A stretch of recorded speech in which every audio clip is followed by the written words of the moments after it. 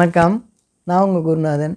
இது 2026 தமிழ் புத்தாண்டுக்கான ராசி பலன்களை பற்றி பார்ப்போம். இப்போது மேசராசி நேர்களை பொறுத்தளவுக்கு இந்த ஆண்டு ஒரு நல்ல மாற்றங்கள் தரக்கூடிய ஒரு அற்புதமான ஆண்டாக இருக்குங்க.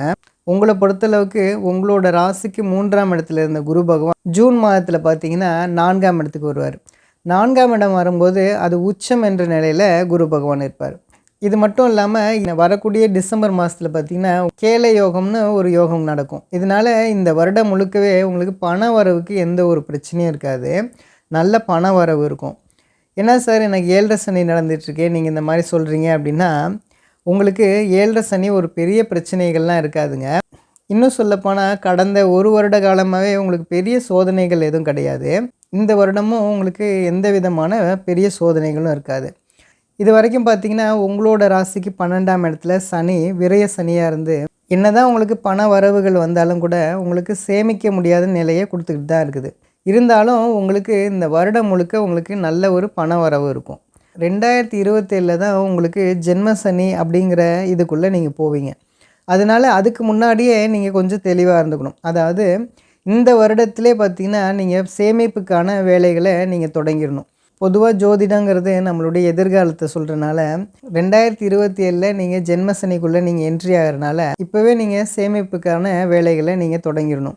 பொதுவாக 50 வயதுக்கு மேலே இருக்கவங்களுக்கெல்லாம் பார்த்திங்கன்னா இந்த 7.5 சனி அவங்களுக்கு பெரிய தாக்கத்தை கொடுத்துறாது, நல்ல யோகத்தை தான் கொடுக்கும். அதே இது 50 வயது கீழே இருக்கவங்கலாம் பார்த்திங்கன்னா ரொம்பவே எச்சரிக்கையாக இருக்கணும்.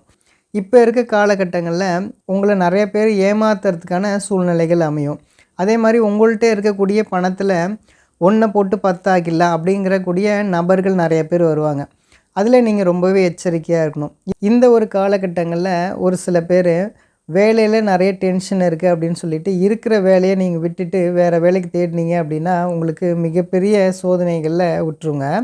இந்த காலகட்டங்களில் நீங்கள் புதுசாக தொழில் தொடங்கணும் அப்படின்னு நினைக்கக்கூடியவங்களுக்கும் அது மிகப்பெரிய சிக்கலை கொடுத்துரும். காலகட்டங்களில் நீங்கள் எந்த ஒரு தொழிலும் தொடங்க வேண்டாம். ஏன்னா நெக்ஸ்ட் இயர் உங்களுக்கு ஜென்ம சனியாக இருக்கிறனால இதில் நீங்கள் ரொம்பவே கவனமாக இருக்கணும். இது மட்டும் இல்லாமல் இளைய பருவத்தில் இருக்கக்கூடியவங்களுக்கு காதல் வரக்கூடிய ஒரு அருமையான வருடமாக இருக்கும். கடந்த 4 மாதம் 5 மாதத்துக்கு முன்னாடியே உங்களுக்கு நிறைய பேருக்கு காதல் வந்திருக்கும். நீங்கள் ரொம்பவே கவனமாக இருக்கணும். ஏன்னா நெக்ஸ்ட் இயர் உங்களுக்கு ஜென்ம சனி வரனால அந்த காலகட்டங்கள், அதாவது 2027 நீங்கள் இப்போ காதல் பண்ணுறதுக்கு 2027 உங்களுக்கு நிறைய மன அழுத்தங்கள், காதலில் பிரிவு இது மாதிரியான ஏற்படுறதுக்கான சூழ்நிலைகள் இருக்கும். அதனால் இளைய பருவத்தில் இருக்கவங்க உங்களுடைய எதிர்காலத்தை நீங்கள் தீர்மானிக்கிறதுல ரொம்பவே கவனமாக இருக்கணும். உங்களுடைய எதிர்காலத்தை நீங்கள் சிந்தித்து செயல்பட்டீங்க அப்படின்னா இந்த ஆண்டு உங்களுக்கு மிகப்பெரிய பிரச்சனைகள் எதுவும் கொடுத்துடாதுங்க. இது மட்டும் இல்லாமல் நீங்கள் செய்யக்கூடிய ஒவ்வொரு செயல்களாக இருக்கட்டும், நீங்கள் எடுக்கக்கூடிய முடிவுகளாக இருக்கட்டும், உங்களுடைய வீட்டில் இருக்கக்கூடிய பெரியவங்களை நீங்கள் கன்சல்ட் பண்ணி செஞ்சீங்க அப்படின்னா இந்த வருடம் உங்களுக்கு மிகப்பெரிய பிரச்சனைகள் எதுவும் கொடுக்காதுங்க. 50 வயதுக்கு மேலே இருக்கக்கூடியவங்களுக்கெல்லாம் இந்த வருடம் ரொம்பவே யோகமான ஒரு வருடமாக இருக்கும். நம்புங்க, எல்லாமே நல்லதே நடக்குங்க. நன்றி நன்றி நன்றி.